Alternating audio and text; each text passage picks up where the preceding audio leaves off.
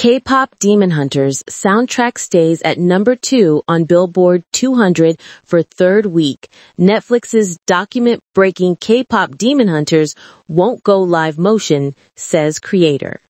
The original soundtrack album for Netflix's hit animated movie K-Pop Demon Hunters has held its ground at number 2 on the Billboard 200 for a third consecutive week, marking its 18th immediately week on the chart. In step with Billboard's preview released Sunday, the K-Pop Demon Hunters soundtrack ranked second behind pop celebrity Taylor Quick's 12th studio album, The Life of a Showgirl, which has crowned the chart for 3 consecutive weeks. Earlier this month, the soundtrack climbed to number 1 on the Billboard 200 for the second time in its chart records, but it has seen that settled at number 2 following Quick's modern launch. The Billboard 200 ranks albums primarily based on album devices, a metric that combines traditional album income, song equal albums, TEA, and streaming equal albums, SEA.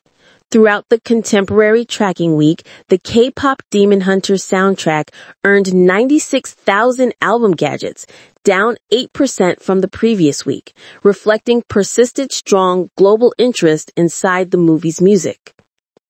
Netflix's record-breaking K-Pop Demon Hunters won't go live motion, says creator. K-Pop Demon Hunters writer Maggie Kang has no plans to convey her hit animated film into live action. In a recent interview with the BBC, Kang stated that a live-action version wouldn't capture the movie's unique tone and energy. There are so many elements of the tone and comedy that are so perfect for animation. It's really difficult to imagine these characters in a live motion world. It would seem too grounded, so totally it wouldn't work for me. Because it's optimum in late June, K-Pop Demon Hunters has become a global hit and Netflix's most watched movie in history. The film's soundtrack also made waves, topping the Billboard charts and breaking records as the first soundtrack album with 4 songs in the Billboard 100 Top 10.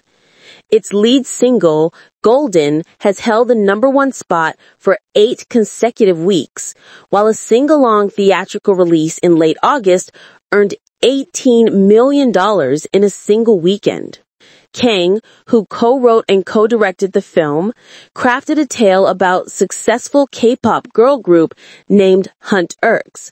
The trio, Rumi, Zoe, and Mira, lead double lives as secret demon hunters who must face off against a rival boy band, the Saja Boys, who end up being demons themselves. Animation over live action. Co-director Chris Applehands echoed Kang's stance, emphasizing that the movie's exaggerated style flourishes in animation. He said one of the great things about animation is that you make these composites of impossibly different attributes. Rumi can be this goofy comic, then sing, kick, and free fall through the sky in seconds. He added that while many animes have been adapted into live-action films, they often feel a touch stilted, lacking the fluid expressiveness that animation offers.